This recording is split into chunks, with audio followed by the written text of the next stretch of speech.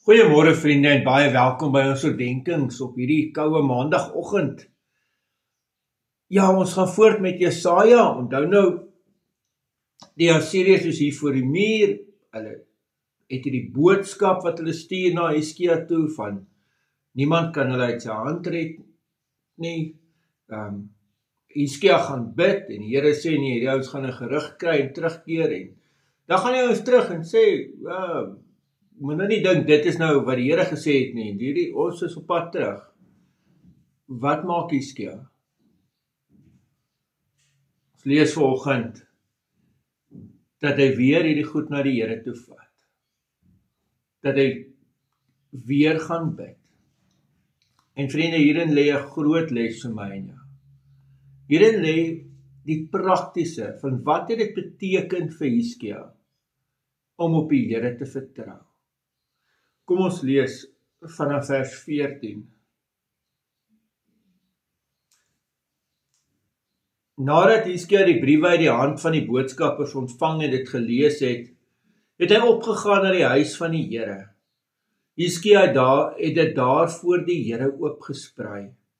Hizkia het toe tot die Here gebid en gesê, Here, heers oor alle magte, God van Israel, wat bo die Gerubs troon. U alleen is God oor al die koninkryke van die aarde. U het die hemel en die aarde gemaak. Draai u oor na my, Here, en luister. Here, maak u oë oop en kyk. Hoor al die woorde van Sanherib, wat hy met boodskappers gestuur het om die lewende God uit te tart. Dit is inderdaad so, Here, dat die konings van Assirië al die nasies en hulle lande verwoes en hulle gode in die vuur gegooi het. Want dit was nie gode nie, maar net die werk van mense hande, hout en klip. En hulle het dit vernietig. Daarom, Here ons God, verlos ons uit sy hand, sodat al die koninkryke van die aarde kan weet, dat u alleen die Here is. Geliefdes, in hierdie gebed is 'n volle vertroue, maar daar's ook iets van alles voor die Here uitpak. Hier pak hy hierdie briewe wat hy ontvang het, hier voor die Here uit. En hy sit daar in afhanklikheid voor God.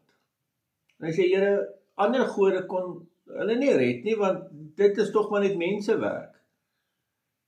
Maar u is die enigste Here. En ons vertrou nou op u.